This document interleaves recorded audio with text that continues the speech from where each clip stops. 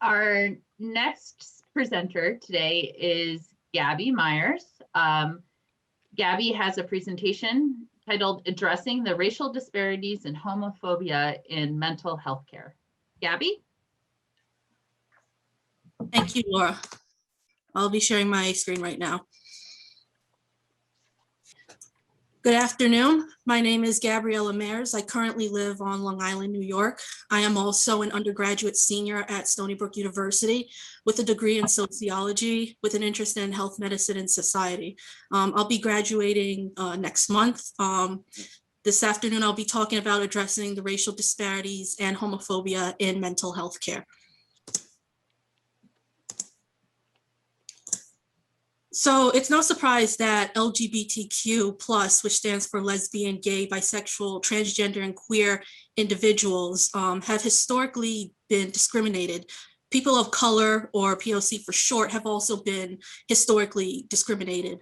LGBTQ+ people of color have a disproportionate mental and physical health burden due to the intersectional experiences they face.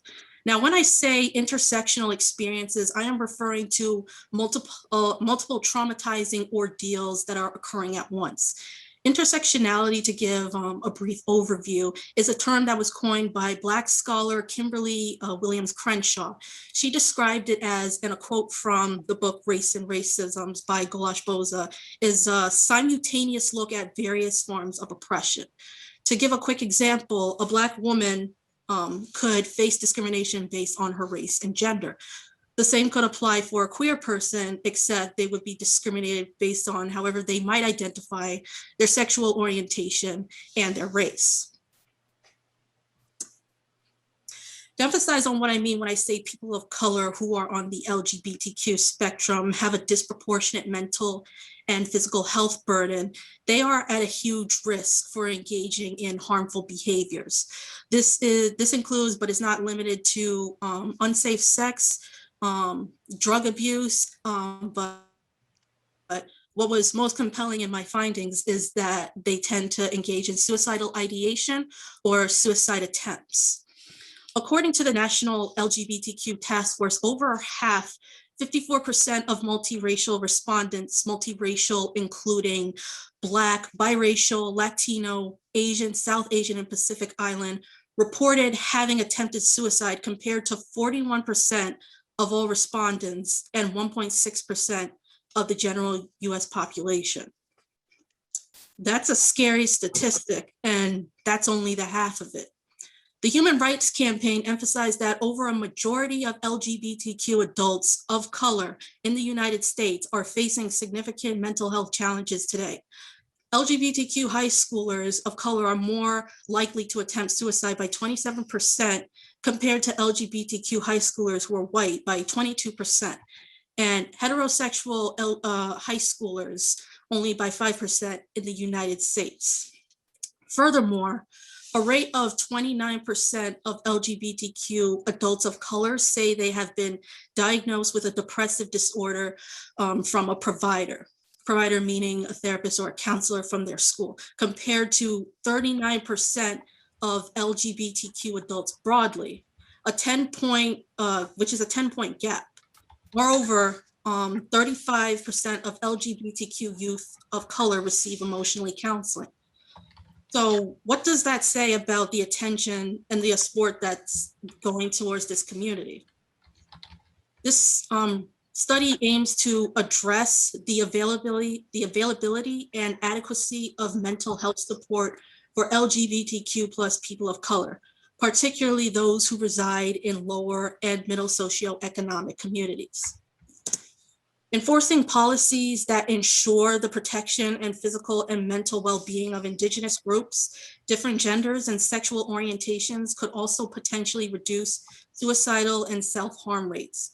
Ensuring that these individuals have the support that they need in order to thrive in society, especially in the New York State, will give them a sense of belonging.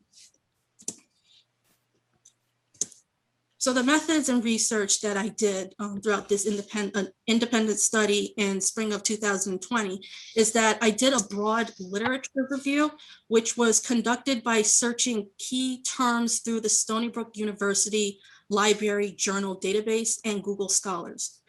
Search terms included, but they were not limited to, minority stress, LGBTQ issues, health disparities, and intersectionality. As a result, I found 28 articles and literature reviews that pertain to my field of research, all of which fell between 1997 and 2020, with the exception of one dating back from 1987, which was about the Combahee River Collective. To give a brief overview, that was a Black lesbian organization which showed the earliest evidence and the earliest definition of intersectionality. The fact that I was able to find literature as recent as 2020, it shows that this literature is still expanding.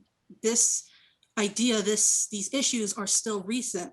The fact that it wasn't until 2015 that gay marriage was legalized in all 50 states, or that transgender individuals fighting for being treated like a human being is still controversial, or saying Black Lives Matter or Stop Asian Hate publicly is controversial, is a testimony to how much we still need to learn about intersectional experiences of queer people of color.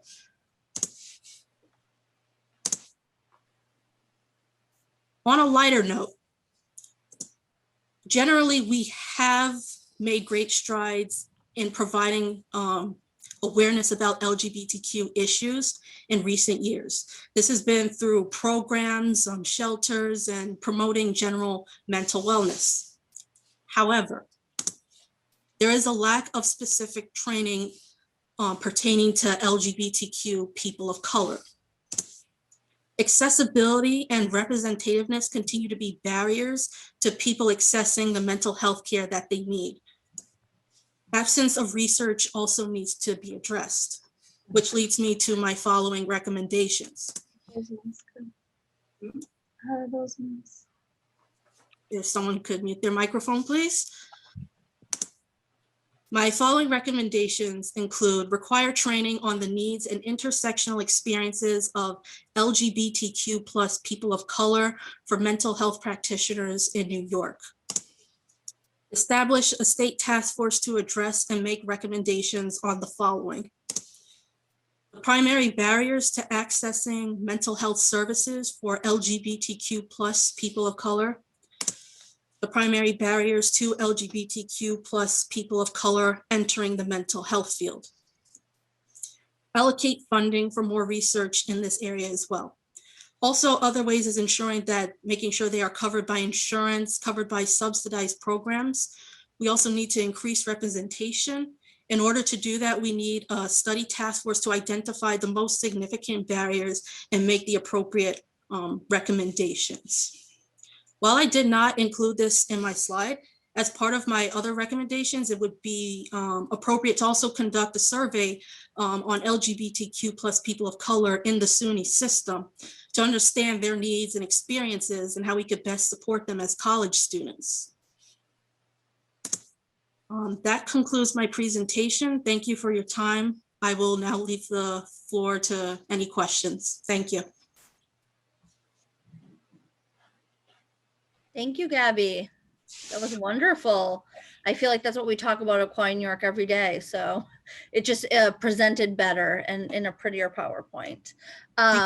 First of all, congratulations on graduating soon. And thank you for all that information. So my first question is, a lot of times we are pushing task forces, which can be very helpful. And they also can be a bit of a challenge. And when we develop a task force, I would love your thoughts on who should be in that task force, right? Often in policy, elected officials make those decisions, but if there is some really great organizing around that, we can find recommendations for that, right? Who should be there? Can you give me some ideas of who should be in the room, who should be in that task force? Yeah, that's actually a great question. As I've briefly said, we do need more representation. And I also mean that in the policy setting. I remember that we were talking about women more women entering this field, I feel like it would also be appropriate for queer people to enter this field because they know these experiences better than anyone else. Also, having people of color, regardless of their identity, they would be able to attest to the struggles because, like I said, intersectionality is very, it varies. It could just be based on racism. It could just be based on your social class. So they would still be able to attest to the struggles of LGBTQ issues to an extent. Thank you. It was great. I have a quick question too. Gabby, great presentation. I just really, especially being someone who represents intersectionality as a Black woman, I completely understand and I get it. With these suggestions that you're providing, I think that I think it's wonderful and I think it makes a tremendous amount of sense. However, because of the trust in these communities with these professionals, how would you raise awareness about the training that is being available if they make these policy changes in order to increase underrepresented minorities, the BIPOC, the many different populations that you talked about? How do you raise awareness to make sure that they are accessing them? Because you know that there's a lot of issues within these communities. And I mean, just for example, my dad is a pastor and, he believed just pray it away. So what type of recommendations do you have to raise awareness if these opportunities became available so that people would access them? Yeah, so briefly in my independent study, I did actually talk about those socioeconomic barriers where it is difficult to be educated about certain things. For example, a lot of gay men, especially Black and Latino men, practice unsafe sex because they aren't educated about safe sex. So I actually understand where you're coming from. One of the ways I would try to advocate and promote awareness, especially those where it's more difficult, especially if they are college students, advertisement and definitely encouraging them to attend counseling sessions, because I know my school every other week, they always have mental health awareness days. Some days they have things that are more targeted towards people in the LGBTQ community. So definitely if they're students, definitely making those advertisements more accessible and so they could be more aware of what's out there, for sure. Great. Jeff, do you have a question? Yes, it's related to what Melody just said. So, Gabby, thank you. You've identified, particularly when you were talking about some of the direct barriers that need to be addressed. So similar to the previous contestant, when I asked about the return on investment, what types of qualitative metrics do you think you could use that if this were implemented, you would see that we're having some success here? For example, when you looked at the number of people that are utilizing these services, et cetera, what other kinds of metrics would we use to say this is making a difference?